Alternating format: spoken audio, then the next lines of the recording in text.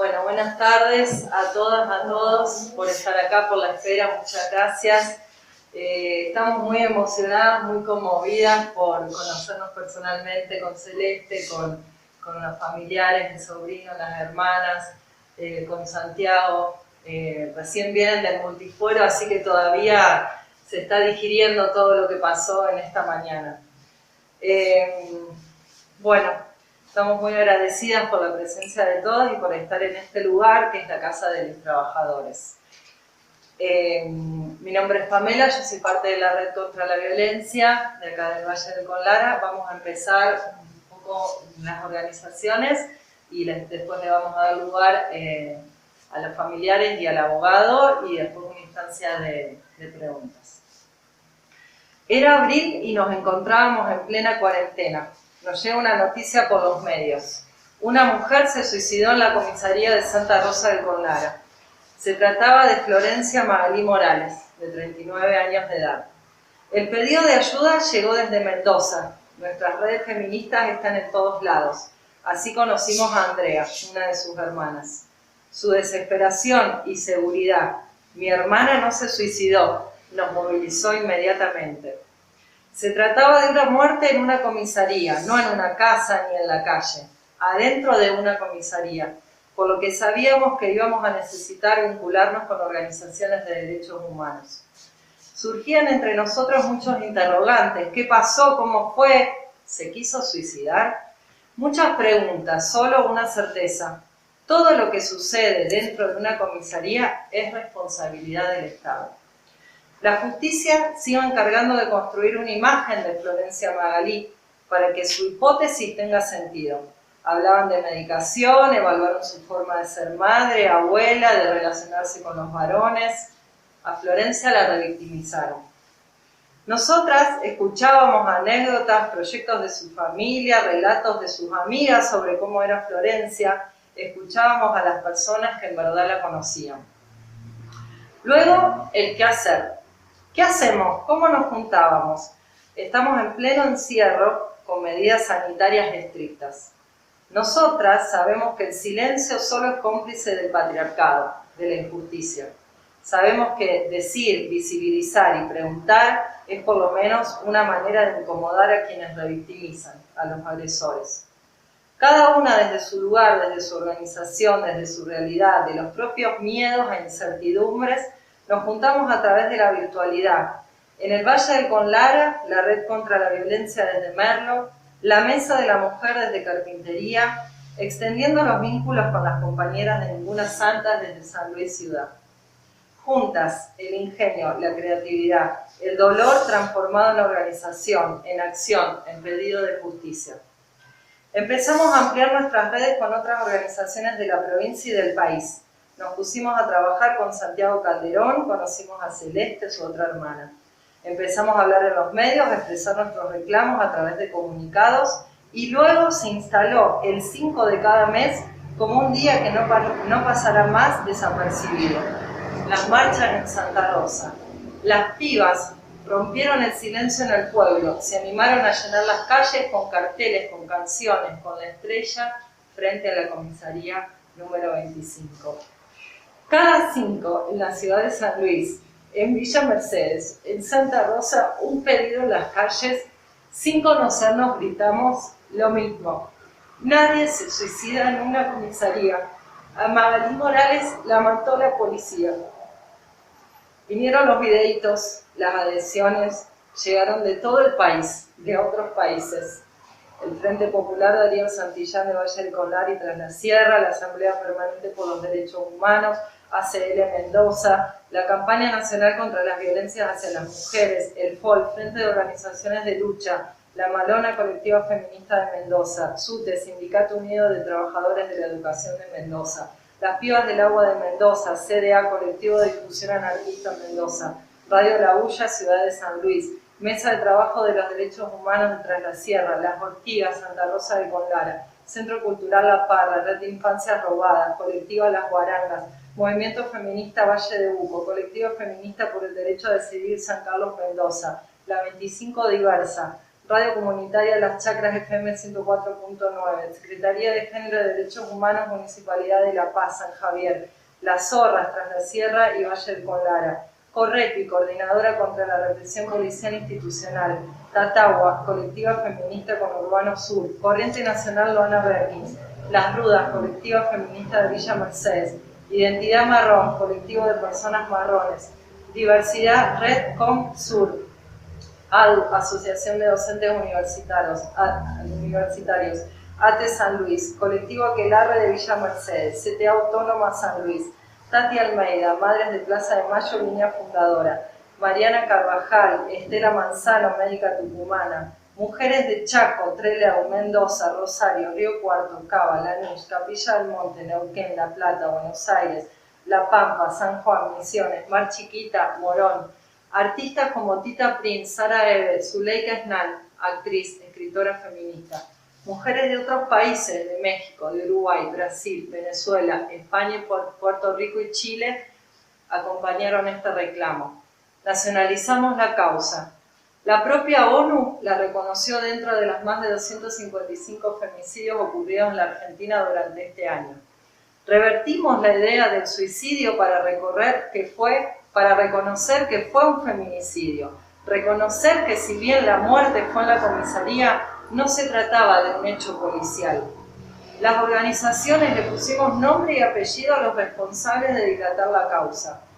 Juez Jorge Pinto, responsable de dilatar la causa y no abordar la causa con perspectiva de género. José Pérez, defensor oficial, responsable de revictimizar y difamar a Florencia Magalí y afirmar el supuesto suicidio antes de que termine la investigación. Gustavo Lafourcade, forense, por realizar la autopsia con múltiples omisiones y aceptar errores técnicos de la primera autopsia.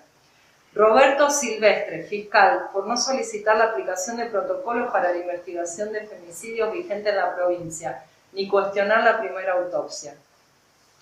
Para nosotras, no es un hecho aislado. A las mujeres nos matan por ser mujeres, porque este sistema patriarcal nos usa, nos abusa, nos mata, nos acusa y la justicia patriarcal nos abandona.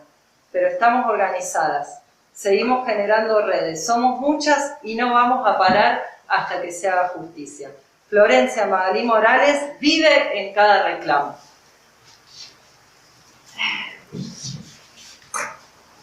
Placer vernos después de muchas charlas y la distancia que inclusive en pandemia no fue una distancia real. Logramos trascender inclusive estas políticas de cuidado que no son políticas de cuidado. Cuando nos hablan de una distancia social, creo que esa distancia la logramos trascender y entender que había una causa que ameritaba ponerle todo lo que teníamos, dar lo mejor de nosotros para acompañar un pedido de justicia que desde el primer día supimos que era un pedido de justicia. Nunca creímos que realmente había sido un suicidio.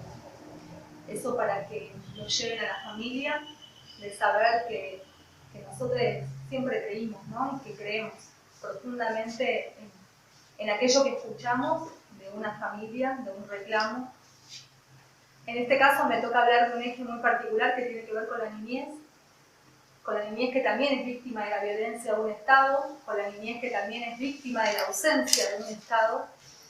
Y también, si hay algo que quedó claro en esta pandemia, es la ausencia de política pública, producto de un Estado, que no puede reconocer siquiera su ausencia, ¿no? El no cobrar la asignación universal por hijo, y estamos hablando de niñas que todavía no saben cuál fue la causa de muerte de su madre. Están hoy esperando aún esta familia poder decirles cuál fue el motivo por el cual su mamá no volvió a su casa, cuando salió a comprar los alimentos y a cocinarles y a prepararles el desayuno. Un domingo, este fue un domingo a la mañana. Me lo recuerdo como si fuera hoy, un domingo a la mañana. Mientras todos estábamos pensando si comíamos fideo o hacíamos asado, ustedes se enteraban de una de las peores noticias de su vida, seguramente. Y esas niñas tuvieron la información que se les pudo dar, ¿no? Porque ni siquiera nosotros las tenemos. Desde ese día nosotros venimos reclamando que un Estado se haga cargo y responsable de una niñez víctima de violencia institucional porque su madre no está acá. Y eso es lo que venimos reclamando, ¿no? Como, ¿qué pasa con la niñez? Y esto es el caso de Florencia Magalí Morales, el que hoy nos compete, pero es una situación que nosotras vivimos en el territorio todos los días. De mujeres que reclaman, gritan, como pueden, con el acceso a una justicia que es negado, porque acá, ustedes acaban de venir y saben dónde está hoy el multifuero, que no hay ni siquiera un colectivo que nos deje en la puerta. Imagínense si tenemos que ir con un carrito, con mi hija, 1, 2, 3, 4, los que tenga, a reclamar los alimentos de mis hijas. ¿Es una posibilidad? ¿Estamos accediendo a la justicia? ¿Las mujeres?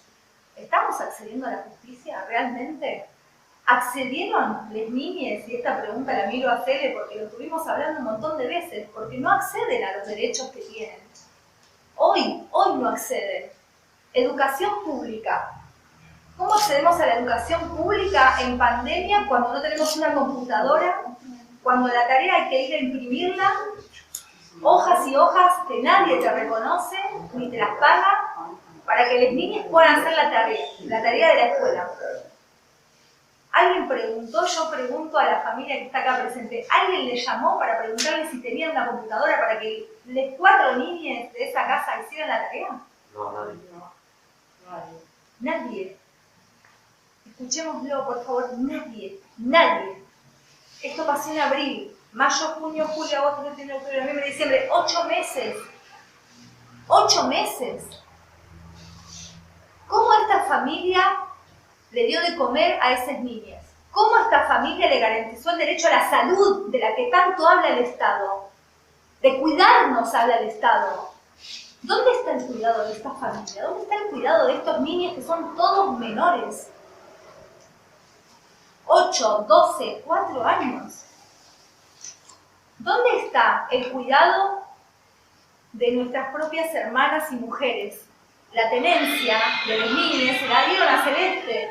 Celeste también trabaja en el ámbito de la salud pública. ¿Nos podemos imaginar cómo es estar con 4 niñas haciendo la tarea en nuestras casas, una situación de pandemia que vivimos todos este año? Trabajo, cuidados, salud, educación adentro de nuestras casas. ¿Cómo sucedió eso? ¿Se lo imaginan? ¿En una misma casa? ¿Nos lo imaginamos? ¿Cómo serían esos diálogos de una familia que está sin saber hoy todavía cuáles son las causales de muerte de Florencia Magalí Morales? Además, sosteniendo niñas que quieren saber dónde está su mamá, qué pasó con su mamá. ¿Qué le contestamos? Yo no tengo muchas respuestas hoy más que estas preguntas que son las que nos venimos haciendo sistemáticamente las organizaciones sociales que participamos de este reclamo de justicia. Nos venimos preguntando realmente dónde está el acceso a la justicia, dónde está el acceso a la educación, dónde está el acceso a la salud. No está. Hay ausencia del Estado. Y esa es la verdad. Esa es la única verdad que hoy tenemos. Ese es nuestro reclamo.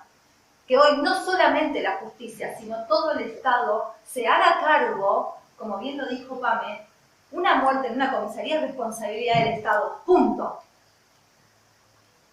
Esa es la claridad que nos tiene que quedar. Esa es la educación que necesitamos todos. Entender qué le corresponde a cada quien. La justicia nos debe un montón de respuestas, pero el Estado entero nos debe. Nos debe la educación de los pibes, de los hijos de Florencia Magalí Morales y de su nieta que estaba a su cargo. Nos debe también una educación digna, una educación donde tenga el acceso real, donde haya una computadora, donde haya juego, donde haya alegría, donde haya acompañamiento terapéutico, que tampoco lo hubo. Seguimos pidiéndolo. Así que realmente agradezco a todos los medios que están aquí hoy presentes y que se sumen todas las personas a reclamar, porque si esta causa no nos moviliza, yo me sigo preguntando cuál nos va a movilizar, cuál causa nos va a movilizar. ¿Qué es lo que estamos reclamando? Como sociedad nos lo pregunto. ¿no? Si no nos moviliza esto, ¿cuál es? Si no son los derechos de la niñez, si no son los derechos de las mujeres, como Celeste, que está a cargo de las niñas junto a toda su familia, sus sobrinos, su padre, su madre, que viven en la misma vivienda, que también me encantaría saber cómo un Estado evalúa dónde va a estar la tenencia de las niñas. Si está garantizado el bienestar que se merece un niño que acaba de ser víctima de violencia institucional conjunto a su madre, porque acá no hay una separación, ¿eh? Las niñas también son víctimas. No hay Celeste Florencia Magalí Morales, Florencia Magalí Morales y les hijes. Todos son parte de la misma violencia institucional que hoy estamos reclamando justicia. Que sea justicia. Gracias por conocernos, por estar acá. Gracias. Les abrazamos enormemente, ya lo saben, hace un tiempo y ahí seguiremos. ¿Podemos escuchar a la familia? Claro. Bueno, yo soy sobrino de Maga, ¿cómo la conocí? Vengo de declarar donde un juez ni siquiera estuvo presente, le daba la palabra al fiscal y al señor Calderón y Putini, que son los que nos han ayudado, la que tipeaba, una vergüenza total, nunca se presentó. Mi tía estaba golpeada, le faltaba músculo del cuello, muchas trabas de parte del juez. Jorge Pinto, que defiende a la policía. No sé lo que hay, si hay algo más. Le agradecemos a todos ustedes porque realmente si no la causa hubiese quedado archivada, al doctor Calderón, al doctor Putini. Es difícil, no quisiera que nos recibiera el gobernador, que pongan sus conocimientos sobre lo que está pasando acá con este juez que pareciera que no quiere, que menosprecia a las mujeres. Mi tía estuvo en una cárcel en un pozo ciego que la mearon, la denigraron,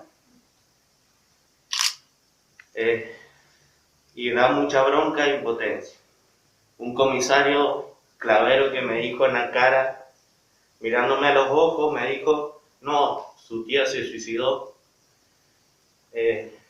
La llevamos al hospital con una ambulancia. Todas mentiras, mentiras y mentiras. Yo le tuve que decir a mi abuela que mi tío había fallecido y que no la habían matado.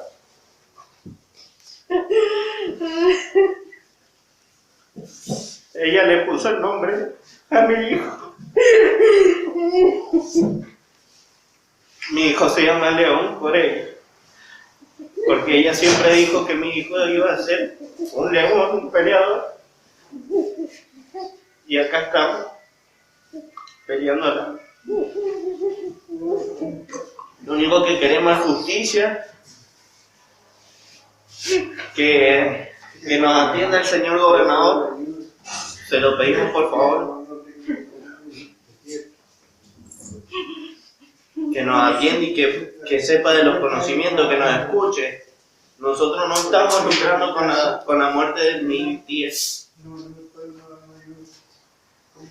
Eso queremos hacer, nada más.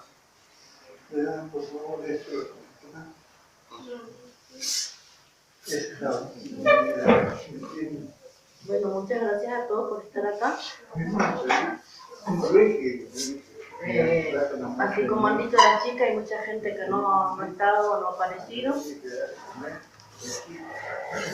Mucha gente porque sabía que nosotros no teníamos acceso a internet, computador y todo eso, se movió y nos estuvo dando una ayuda pero mínima, y la que nunca faltó fue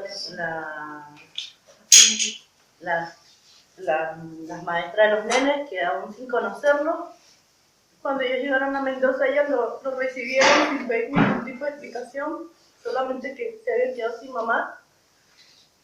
Y no me da vergüenza decirlo y se lo agradezco, como siempre lo he hecho con los maestros y con la directora, que una vez al menos daban un poco de mercadería para ayudarnos, pero es la única gente que ha aparecido. Nadie más, nadie del gobierno, no hay ayuda psicológica. Y si bien los nenes saben que su mamá falleció, yo no quiero que se queden con eso, porque su mamá no falleció, no se suicidó. Es más, lo más doloroso de eso fue cuando mi sobrino más grande me dice: mamá, ¿por qué mi mamá hizo eso? Y yo no puedo dejarlo que él siga con esa idea. Yo quiero que se haga justicia por los nenes, porque ellos su mamá no se la devuelven más. Y yo quiero que pague cada uno de los policías que estuvieron ahí, porque no fueron 3, 4, 5, no. Hubieron muchísimos más y se están descubriendo. Y es más, hoy día en la declaración con el juez Pinto, yo le pedí, por favor, que deje de tapar todo esto y queremos justicia, porque acá no había muchísimas irregularidades. Utilizando la pandemia, como lo hizo Clavero, que, como se lo dije hoy día a ellos, mi hermana está 3 metros bajo tierra. ¿Por qué? Por supuestamente violar la cuarentena. Y Clavero se fue como si nada de la provincia en plena pandemia. Supuestamente cuando iba a hacer investigación seria, respetando, y no hizo nada. Entonces yo quiero que se haga justicia y que caiga peso de la ley sobre quien tenga que hacerlo. Y van a haber muchas cosas que se han pedido y que se van a escapar, como el tema de las cámaras, que solamente se ven hasta que mi hermana ingresó a la comisaría. Las horas posteriores no se vieron. Es algo que ya hemos perdido, el tema de las muestras que está retrasado, pero bueno, queremos que ya se vaya cerrando un poco más todo este círculo, y porque no es posible que en no más de 8 meses no hayan imputado, procesado. Ellos siguen andando como si nada, y no es justo. Y no hay que dilatarlo más, porque no es que tienen que ir a otro país a buscar a los involucrados. Están adentro de la comisaría, y no es justo. Nosotros lo que más pedimos es que se haga justicia por mi hermana y por las criaturas, y para que ella descanse en paz. Muchísimas gracias. No hay que tenerle más miedo al juez Pinto. Se acabó el caudillo. El que no defiende a las mujeres se acabó. Y él nació de una mujer. Bueno, buenas tardes a todos y a todas. Muchas gracias por estar. Muchas gracias, Celeste. Muchas gracias a la familia por acompañarnos. Bueno, yo voy a hablar un poco. Yo soy Graciela, de la Mesa de la Mujer, una de las organizaciones que acompañamos este caso desde el primer momento. Voy a hablar un poco de cómo opera esta justicia patriarcal.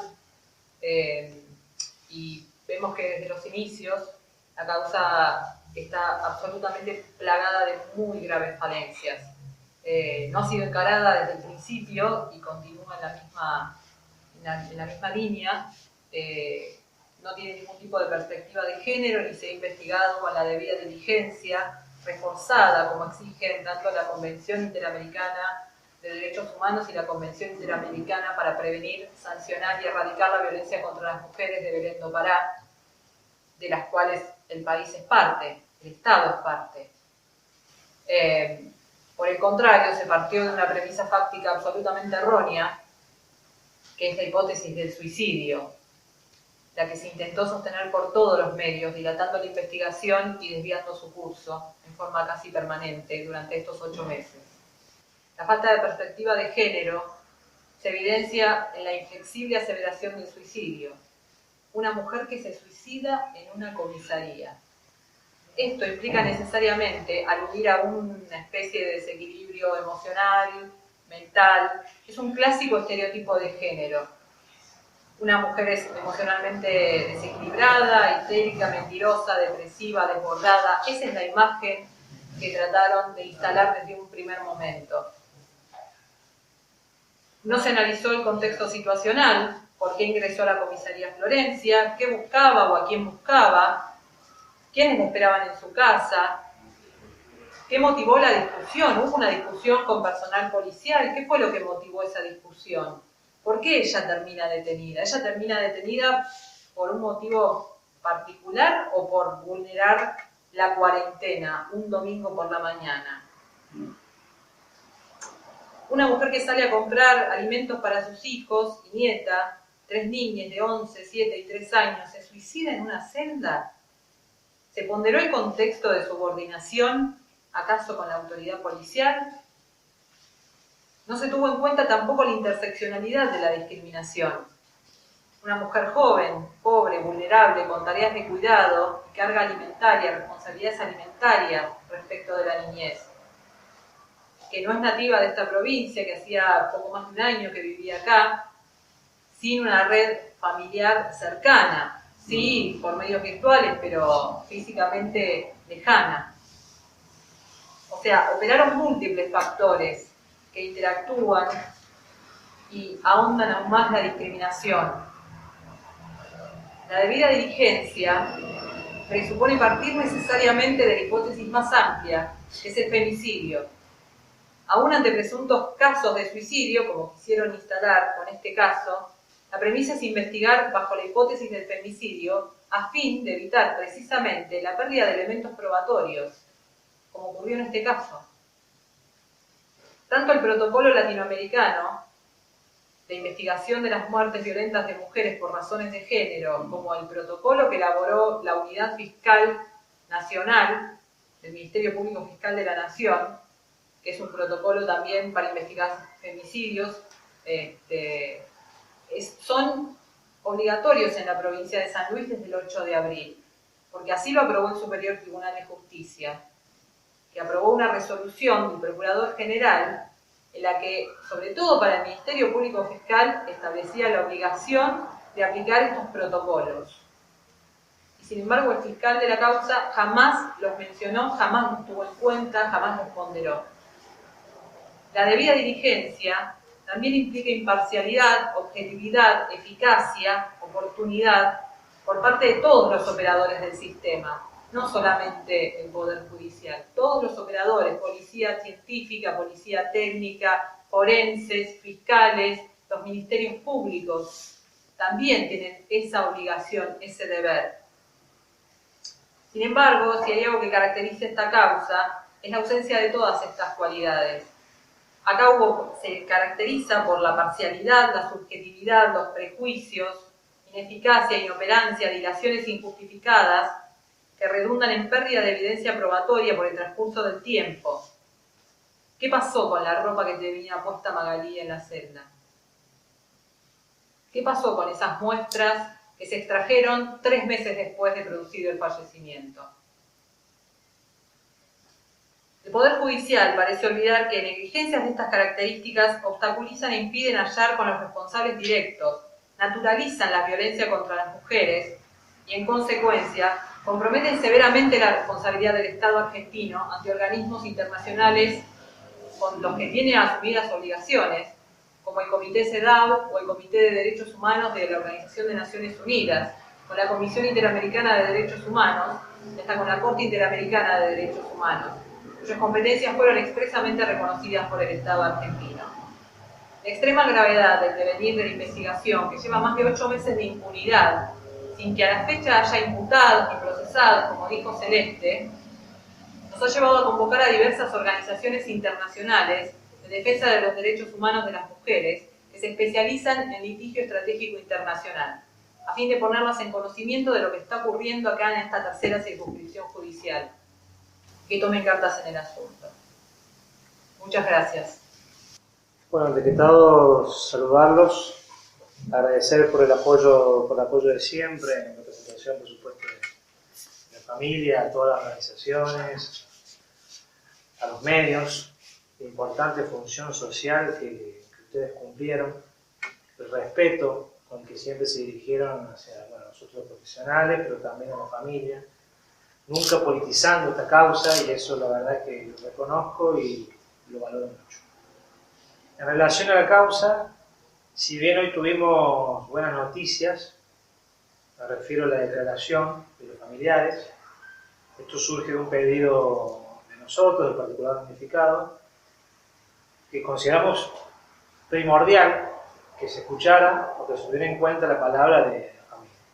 Sin embargo, este escrito lo presentamos 3 o 4 meses atrás, pero recién hoy se nos da lugar, no cambiamos ningún fundamento en la petición, pero bueno, hoy sorpresivamente se nos da lugar a esta declaración y bueno, bienvenido sea. La verdad que bienvenido sea, ellos tuvieron la oportunidad de hablar ante la justicia, no solamente la situación que vivieron al enterarse del fallecimiento, cuál fue el primer trato y contacto que tuvieron con la policía, sino también hablaron de cómo le encontraron a Magalí días previos, es decir, lo que contaba el joven, que es sobrino de ella, en relación al hijo, esa noticia que él le da que el hijo era varón y que el nombre que le iba a poner era el que le había sugerido a Magalí, fue el día anterior. Y el corazón de Magalí y la felicidad que ella tenía era inimaginable. Otra buena noticia que tenemos para informar, si muchos de ustedes no lo saben, el día viernes, pasado mañana, se va a dar lugar de infracción en la Comisaría 25 de Santa Rosa, una medida que con el doctor Putelli presentamos en nuestro primer escrito cuando hicimos parte allá por el mes de marzo. Sin embargo, bueno, hoy recién tenemos la oportunidad de que se dé lugar a esta pericia y que se dé lugar con los peritos de partes que incorporamos. Porque seguramente lo que yo pueda opinar o lo que yo pueda ver no es lo mismo que un especialista en la materia. Esto implica que lo que nosotros queremos, nosotros, como lo han dicho la familia, no tenemos un beneficio propio. La responsabilidad del Estado ya está desde el momento en que la policía permite que se produzca el deceso de esa persona. Nosotros lo que queremos saber, y sobre todo para los hijos, que hasta el día en que se mueran, van a querer preguntarse qué pasó con su madre. Y hasta pueden generar un odio innecesario, ¿no?, a la fuerza de seguridad. Hay que ponerse también en el lugar de estos pequeños, que no solamente perdieron a su familia, sino que les cambió su lugar de vida. Hoy viven en otra provincia, adaptados a sus tías, es una situación muy compleja. Pero por suerte la inspección se va a dar el día viernes a las 12 horas y eso es muy importante para el avance de la causa. Causa que, como ustedes saben, tuvimos muchos inconvenientes. Ustedes recordarán el episodio de la autopsia y la reautopsia. La necropsia, estamos en el siglo XXI, tenemos que guiarnos en torno a lo que nos dice la ONU, tenemos que evolucionar. En la provincia hay un montón de leyes y legislación en este sentido, como muy precisamente lo mencionó la doctora, protocolos.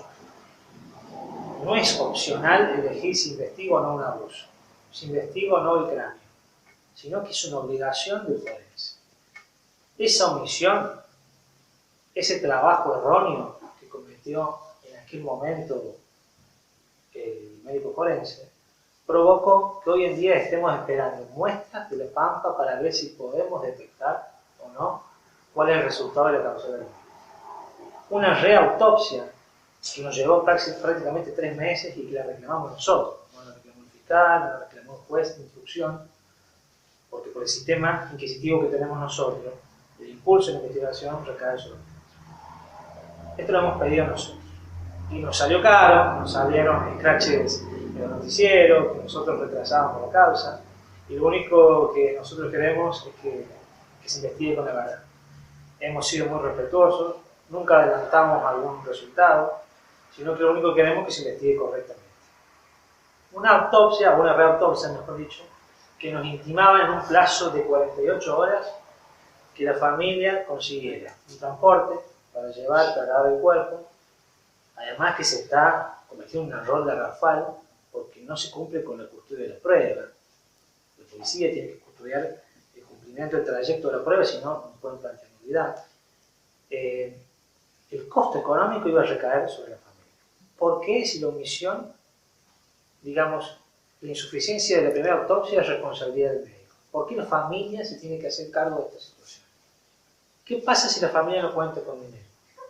Hay una diferencia en la justicia, una justicia vil para aquellos que puedan tener la posibilidad de una segunda, tercera, cuarta, quinta autopsia, y los que no tienen herramientas económicas, evidentemente, en el sueldo.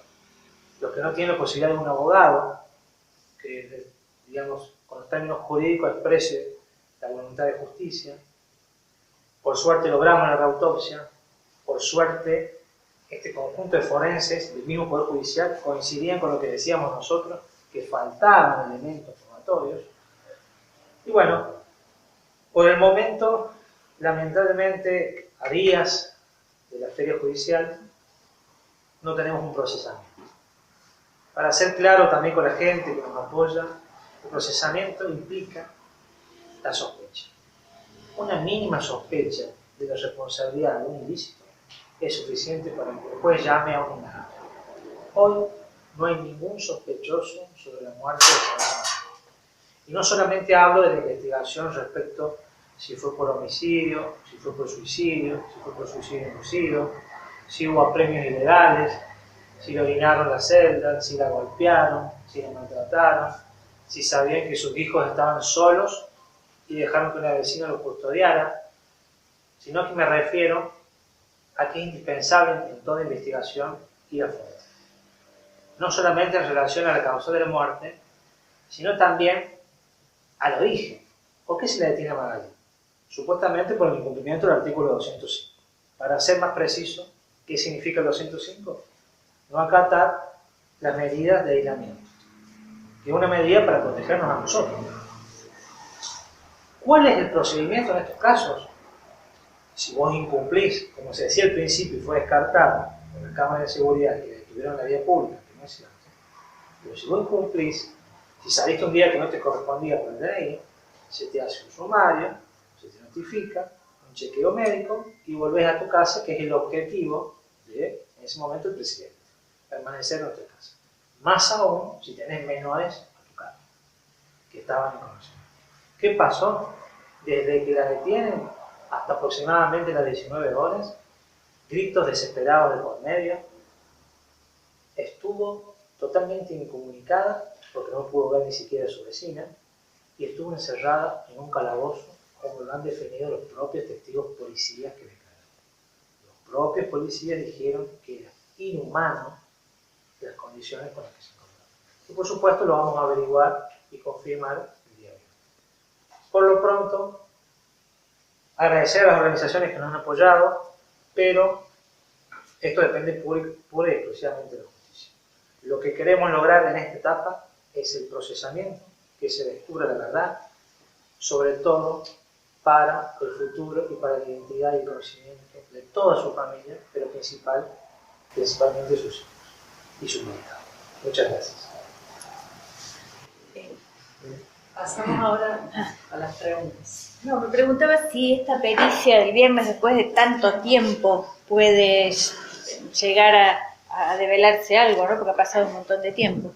Sí, como bien dijo el doctor, es una pericia muy importante, lo que es la inspección judicial, porque para todos aquellos que somos ajenos a la localidad de Santa Rosa y desconocemos cómo es la comisaría, para sus familiares también que no tenían conocimiento en dónde se encontraba detenida Florencia, es muy importante verificar distribuciones del lugar, las condiciones donde se encontraban los calabozos, el acceso, si tenían luz, si no tenían luz, si estaban dadas las condiciones para que una persona se encuentre detenida en ese lugar. Como bien lo refirió el doctor, una detención por violar el artículo 205, no importa una detención en estas condiciones, ¿sí? Que se mantuvo por extensas horas, a sabiendas que había niños que estaban desamparados sin su madre y que tenían necesidades que estaba cumpliendo en ese momento ocasionalmente una vecina que prestó colaboración, que fue a entregarle comida a Magalí, que no se la permitieron ver, porque un delito de esta entidad, que no importa un homicidio, no importa un robo calificado, no importa una peligrosidad tal para estar incomunicada, porque eventualmente uno tiene el derecho a llamar a su abogado, a tener contacto con la familia, a que puedan conocer dónde está alojada y en qué condiciones. La verdad que muchísimas irregularidades desde la detención y todo lo que surgió a posterior tras el conocimiento del exceso de Florencia. Por eso, a partir de la participación de los peritos, se van a poder determinar distintas situaciones, van a poder elaborar informes con una entidad suficiente para darle elementos de prueba para demostrar que probablemente era imposible de que ella tomara la decisión de suicidarse en una celda. Claro. Y el hecho de simplemente ese, de que se suicidó un preso que estaba custodiado por el Estado, ¿eso tampoco mereció una causa por parte? En principio, pase lo que pase. Sí, en principio cualquier muerte en custodia representa una responsabilidad estatal, sin perjuicio de que toda investigación debe realizarse siempre teniendo en cuenta el delito mayor, que puede ser un femicidio, que puede ser un homicidio, para en base a la activación de ciertos protocolos en la investigación ir descartando las hipótesis, ¿sí? Cosa que desde un principio no se practicó, se trató de imponer esta hipótesis de un suicidio, con lo cual a priori era la hipótesis que manejaba la policía y que se quiso instaurar, pero sin perjuicio de eso, con la participación de la familia, como particulares damnificados, fuimos requiriendo distintos medidas de prueba para que esto fuera avanzando y tuviera otro curso de investigación. Una investigación que, como bien dijo el doctor, es necesario para establecer las causales de su muerte, porque no es habitual que en una comisaría de un pueblo de la provincia de San Luis aparezca fallecida una mujer en un supuesto contexto de suicidio. La verdad que no es normal en el país y no es normal en un contexto de pandemia. Por eso es el reclamo de verdad, de justicia de su familia. Que nosotros, con total responsabilidad y desde un principio con mucha entereza, representamos al particular damnificado en este pedido, que es un pedido genuino, por su familia y por sus hijos. Después de la etapa de inspección ocular, ¿qué etapa sigue? Bueno, estamos en realidad en la etapa de sumario. El sumario significa investigar. Esta etapa es fundamental porque es donde se incorpora la prueba, que si hay responsables, que seguramente, por más que demoremos tiempo, un día, 2 días, meses, es inevitable que de esta causa surja un responsable. Esto puede pasar a una segunda etapa, potencialmente a un juicio oral, que es ahí donde en definitiva se va a definir la condena y quiénes son los responsables, sobre quién va a recaer en realidad la condena. Ahí se va a juzgar. Hoy en esta etapa es investigación. Y en relación a tu pregunta, ¿qué otra prueba falta? Bueno, faltan las muestras de la pampa, que todavía no llegan. Falta una autopsia psicológica que se está elaborando y que recién hoy incorporaron el testimonio de los familiares, que son fundamentales. La autopsia psicológica lo que busca hacer es un estudio de la vida de la víctima. Pero después de esto nos quedan muchos detalles, muchas pruebas, pero sí medidas. Por ejemplo, una vez que tengamos la muestra de la pampa y que se haga la inspección, después le va a correr vista al fiscal para decirle qué vas a hacer con los elementos que tenés probatorios incorporados. ¿Te parece que hay responsabilidad? ¿Te parece que no? Si hay responsabilidad, ¿sobre quiénes? La misma responsabilidad para los distintos puestos de la comisaría, me refiero a niveles de jerarquía, y qué tipo de responsabilidad o digamos, delitos se le va a imputar. Todo esto va a recaer en primer término sobre el fiscal y después, bueno, se verá cuáles son los pasos a seguir. Santiago, el pasado 15 de diciembre del año 89, pasamos un poco de historia, 31 años atrás, la provincia de San Luis vivió uno de los brutales asesinatos de 2 niños de 10 y 11 años, el caso de Luna Martínez. Teniendo en cuenta que hay una similitud con este caso, ¿cuáles son tus expectativas como profesional si se te puede llegar a revelar la verdad con este antecedente que te estoy comentando? Sí, conozco la causa, bueno, por medios, escuchado, leído. Sé que ha sido, bueno, en realidad ha marcado historia en San Luis, hasta el día de hoy se habla sobre esa causa.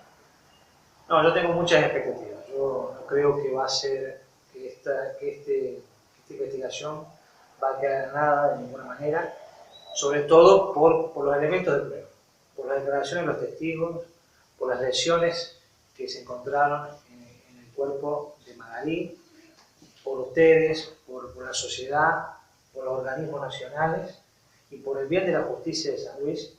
Yo cuando me enteré de esta causa, te voy a ser sincero, estaba esperanzado de que a nivel provincia de San Luis fuéramos tendencia, entre comillas, porque estábamos en plena pandemia y éramos la única provincia que teníamos todo digitalizado. Éramos la única provincia que tenía la capacidad en ese momento, mientras, por ejemplo, el juzgado de Buenos Aires, capital, estaban cerrados, de lograr que fueran perseguidos e imputados los policías y que la familia tuviera una sensación de justicia. Lamentablemente me equivoqué con todos esos elementos y ventajas. Hoy en día, cerca de la feria, todavía no llegamos a un procesamiento, pero como te dije, estoy muy esperanzado de que vamos a lograr justicia. Puede que demore, puede que se atrase, pero lo vamos a lograr, sea en esta instancia, en la otra, y como abogado vamos a utilizar todos los recursos que tengamos a manos y nos vamos a apoyar a los organismos nacionales e internacionales. Tuve contacto con la ONU, así que ellos también hacen un seguimiento a esta causa y yo creo que vamos a lograr justicia. Los policías que estaban en ese momento en la comisaría, ¿qué pasó con ellos? Pasaron a disponibilidad, pero esto tiene que ver más bien con una cuestión administrativa. ¿Sí? Eso lo maneja, claro, lo maneja el Estado, tiene que ver con su trabajo en sí. ¿Sí? Suspenderlo momentáneamente, que es lógico, esto pasa cuando hay una investigación de esta índole. Pero después, desde el punto de vista procesal, han declarado todos, menos Clavero, que no sabemos por qué razón se encuentra en Córdoba.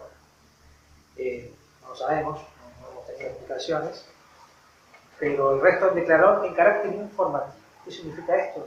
Es casi como si fuera un testimonio. No fueron o no declararon como sospechosos, como indagatorios, como investigados de cerca por la justicia. Simplemente hoy en carácter informativo. ¿Y pueden mentir en esa declaración?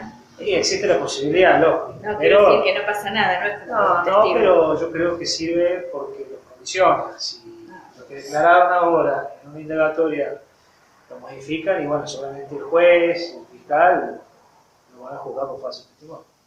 ¿Fue enriquecedor el testimonio de los policías? Yo creo que ahora viene otra etapa en donde hay distintas responsabilidades y cada uno va a opinar desde su posición, desde su puesto laboral. Es decir, según mi jerarquía, yo podía decidir esto, hasta, digamos, estas cuestiones puntuales, y después el resto recaía o no sobre mi superior. Yo creo que ahí va a haber, digamos, no sé si una puja, pero se va a resolver desde ese lado. Es decir, pero dieron detalles. Yo esperaba otro tipo de declaración y la verdad que dieron muchos detalles, por ejemplo, sobre la estructura del calabozo, cómo era. Ellos mismos dijeron que era inhumano. Ellos mismos dijeron que había una reunión que uno de ellos propuso para decir, muchachos, acá no puede estar ninguna persona. Entonces, esas declaraciones me parece que es importante que estén y surjan del tema. Respecto a los detenidos que había en ese momento, hubo al menos una declaración que informaba cómo estaba, de hecho, que habían orinado previamente a que Magalí ingrese en la celda. ¿Hay más declaraciones o era solamente ese detenido? Respecto a la orina, fue solamente eso, pero hay otro testigo que resta detectar judicialmente, que también justamente estaba detenido por una situación similar y vivió la situación de Magalí en el sentido de, sobre todo, de los gritos, de pedir auxilio. Por eso nos llamaba la atención con el doctor y cuando hablábamos con Celeste. Una persona que pide auxilio, evidentemente no quiere terminar con su vida. Y además, bueno, todas las madres presentes, no hace falta ser madre tampoco, pero cualquiera se da cuenta que si dejas a tus hijos, y bueno, si realmente tienes la decisión de suicidarte, difícilmente la hagas en una comisaría y dejando a tus hijos solos, porque para la óptica de Magalí, ellos estaban solos, porque después se entera de una manera muy desprolija, le piden a una vecina que se haga cargo, imagínense, una vecina que tenía una confianza mínima, que se haga cargo de 3 menores de edad. ¿El comisario? Claro, el subcomisario es Carlos. Ah, claro, Es ese es el el comisario, exactamente. Este sí que está en Córdoba, no sé dónde está. ¿Y la comisaría está a cargo ya de otra persona? Sí, inmediatamente con la disponibilidad que usted me preguntó, cambió, digamos, el cuerpo, la cúpula de la comisaría y el comisario nuevo, desde ese momento. Bueno, muchas gracias. Muchas gracias. No, Muchas gracias. Finalizamos entonces.